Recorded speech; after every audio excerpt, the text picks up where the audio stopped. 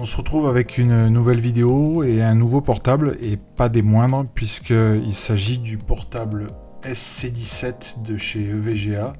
Alors c'est le premier portable de la gamme EVGA. Au moment où je publie cette vidéo, ce portable-là n'est pas en France. C'est le seul exemplaire qui est en France, certainement peut-être même le seul exemplaire en Europe.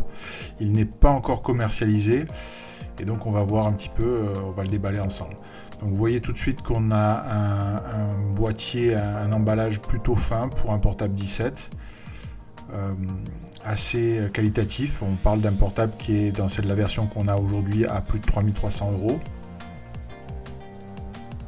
Donc tout de suite, évidemment, on est dès la prise en main du portable pour le sortir, on voit tout de suite qu'on est sur quelque chose de très fin et plutôt inhabituel pour du portable gaming en 17 pouces.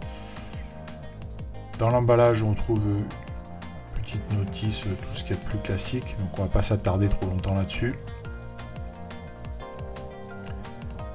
Un Y pour le casque, tout simplement pour avoir la partie micro-casque sur des casques séparés, et un adaptateur USB-C vers USB classique. Voilà pour ça. La seconde partie, c'est le chargeur. Alors qui a aussi pareil un design assez sympa, fin là aussi, à l'image du portable. Vous voyez, c'est plutôt bien fini, c'est original on va dire, et puis on voit bien que c'est quelque chose qui est fait pour tirer du lourd. On va en venir maintenant au portable.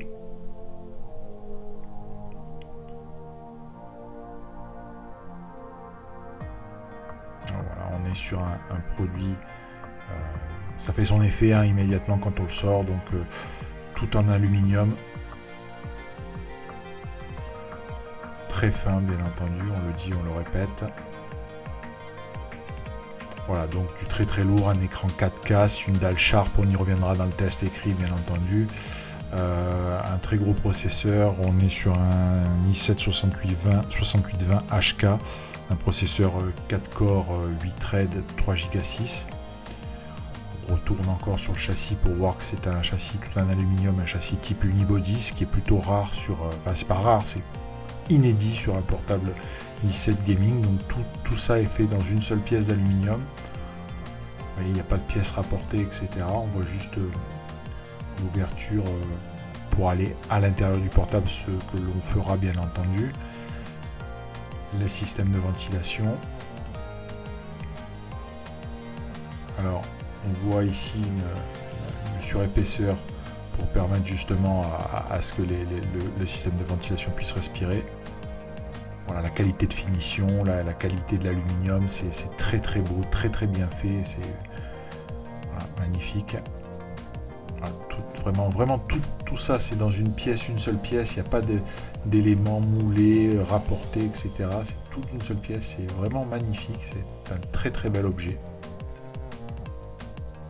Et puis la connectique.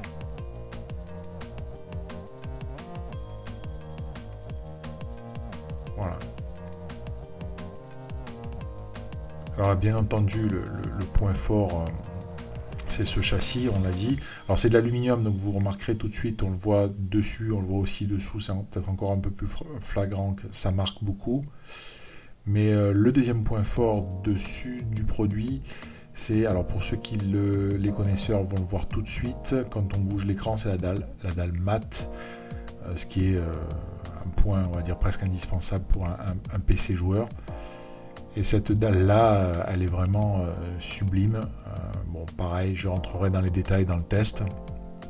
Mais en plus d'être 4K, elle est vraiment, le rendu des couleurs est vraiment super. Elle est très bien foutue, très réactive. C'est le gros point fort du portable. Alors évidemment, la carte graphique pour tirer ça, c'est une 980M. Alors la 980, c'est une 980M un peu particulière puisqu'elle est overclockée. Là aussi, ça fait partie des particularités de ce portable puisqu'il a des capacités d'overclocking autant sur le CPU que sur la carte graphique. On verra ça en détail sur le test web.